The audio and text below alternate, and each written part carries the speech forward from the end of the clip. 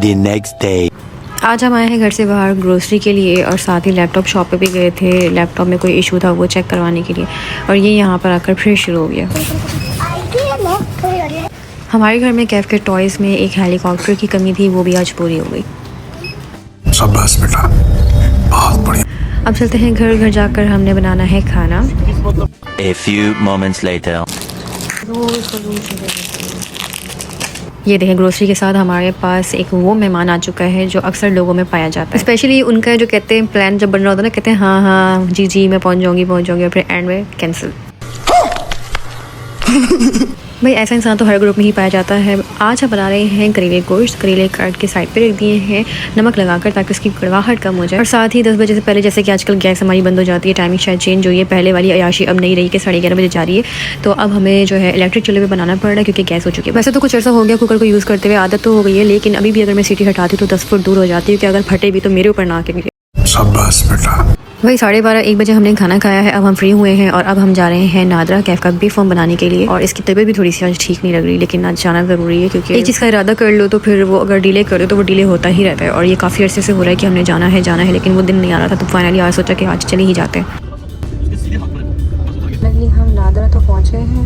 Rush देख कर hall उठ रहा है, लेकिन रश में हमारा कोई काम नहीं, क्योंकि एक जानने वाला है वो हमें अंदर ले जाएगा। बस ख्वारी से बच के और जल्दी से काम हो और घर को जाए हम, क्योंकि अभी बज रहे हैं रात के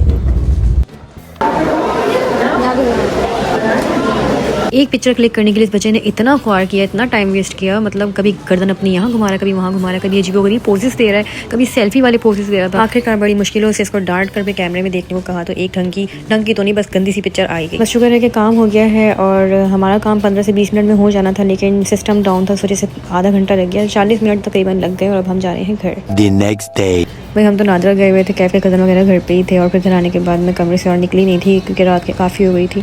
तो किचन के ये हालात है, जो ये नज़ारे आपको देखने को मिल रहे हैं। पता नहीं क्या क्या फ्राई करते रहे हैं ये लोग, तो किचन हर तरफ से बहुत गंदा हो रहा है। पहले इसकी सफाई करते हैं। क्या हुआ?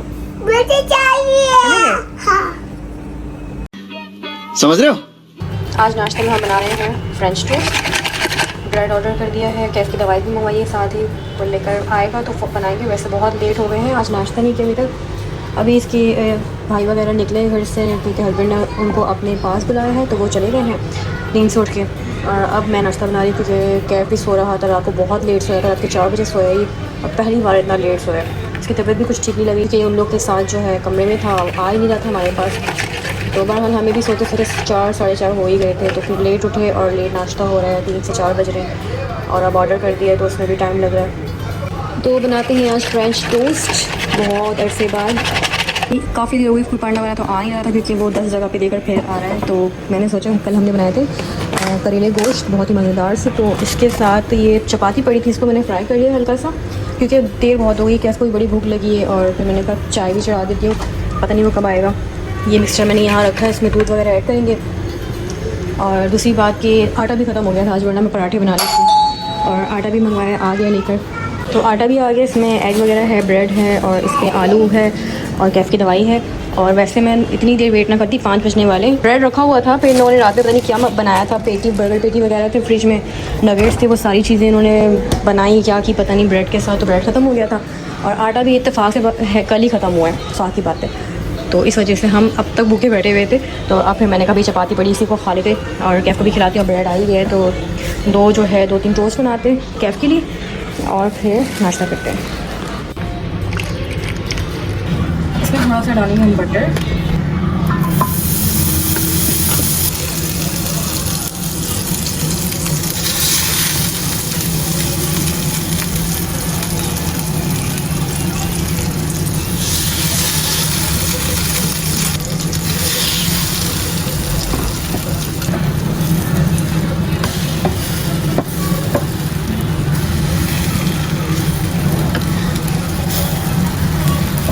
अच्छा बटर से अगर हम फ्रेंच टोस्ट बनाते हैं ना तो बहुत ज़बरदस्त सा जायका आता है, एक अलग ही जायका आता है। ब्रेड हमारे तैयार हो गए हैं। ये वाला जो एग होल्डर है ना, ये गत्ते का बना हुआ है, ये मुझे सेफ़ लगता है अंडों के लिए। और ये जो प्लास्टिक वाला है, ये मुझे ऐसा लगता है जैसे बाउंस होता है और फिर गिर जाता है और टूटने का खतरा होता है, क्योंकि एक दफ़ा मुझसे गिरा भी था तो सारे के सारे अंडे टूट गए थे। इसी वजह से मैं इससे अंडों को इसमें ट्रांसफ़र करती हूँ हमेशा और फिर इसी में रखती हूँ। ये हो गया है पैक, इसको रखते हैं यहाँ पे। और किचन इतना गंदा जो मैंने आपको दिखाया, वैसे वीडियो में इतना पता नहीं लग रहा, लेकिन किचन की हालत बड़ी बुरी हुई हुई थी, हर जगह ऑयल ही ऑयल गिरे हुए थे। और अभी थोड़ा बहुत किचन समेटा है, बाकी बहुत गंदगी हो रही है, सारी सफाई करते हैं। और कमरा समेटने में भी बड़ा टाइम लग जाता है क्योंकि 4 बंदे जब आपके घर पे आके रुकते हैं तो फिर फैलावा तो होता ही है, और बंदे भी फिर लड़के हों तो फिर अल्लाह ही हाफिज़ है, क्योंकि एक बंदा ही मेरे घर पे है, वही इतना गंद करता है घर पे और समझ जाए वो कौन है। मैंने आज तक जितने भी लड़के देखे अपनी लाइफ में, सारे के सारे गंदे ही देखे, मतलब बदसलीका। जैसे कि आपको नज़र आ ही रहा है कि चूल्हा कितना गंदा हो रहा है, मतलब शायद नहीं नज़र आ रहा, मैं दिखाती हूँ करीब से। और ऑयल इतना ज़्यादा है हर तरफ, और दीवारें वगैरह भी बड़ी गंदी हो गई। तो आज करते हैं इसको सफाई एक चुटकी में।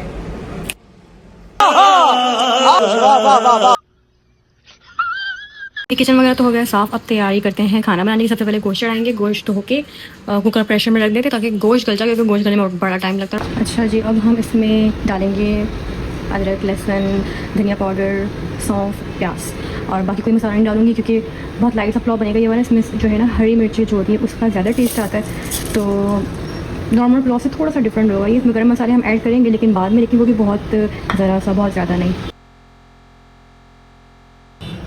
अच्छा जी, हमने ऑयल डाला है इसमें, इसको करेंगे गर्म। और उसके बाद हमारे पास ये वाली प्याज है जो ऑलरेडी ब्राउन है, तो इसको डालना है, थोड़ा सा लेंगे क्योंकि बहुत ज़्यादा क्वांटिटी फिर मीठा कर देती है चावलों को। इसमें डालेंगे अदरक, लहसुन, प्याज। आपका ऑलरेडी ब्राउन हो तो टाइम बहुत कम लगता है, वैसे प्याज आप काट के ब्राउन करो उसमें भी इतना कोई घंटों नहीं लगता, लेकिन फिर भी टाइम बच जाता है ज़रा सा, और ये ज़रा सा टाइम बच जाता है। हम बनाएंगे नया पाकिस्तान। अच्छा, प्याज को कर देते हैं साइड पे, और इसमें अब हम ना ज़ीरा डाल के इसको ज़रा सा भूनते ताकि इसमें खुशबू आ जाए ज़ीरे की, और बाकी जो हल्का सा ज़ीरा बाद में डालेंगे।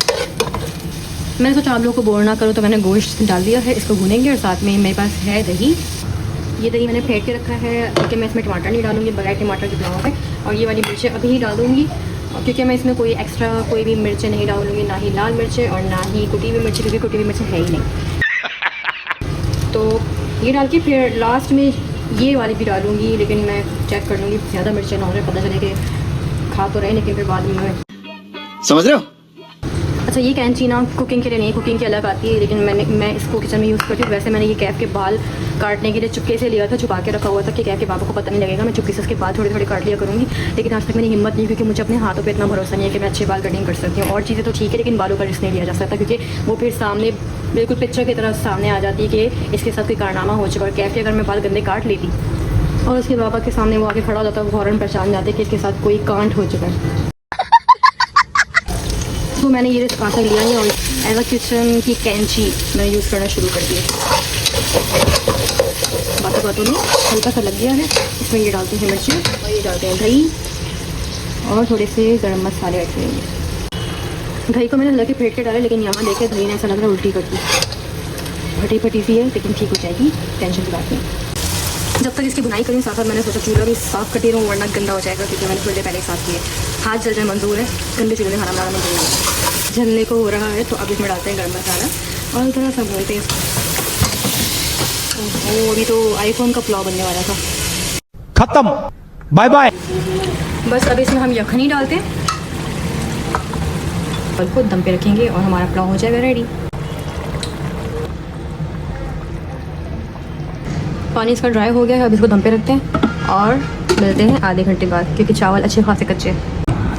जब तक खाना तैयार हो रहा है मैंने सोचा ठंडी ठंडी हवा को एंजॉय किया जाए, क्योंकि आज इतना प्यारा मौसम है, इतनी प्यारी प्यारी हवाएं चल रही है और सामने किसी के यहाँ शादी या कोई इवेंट भी है।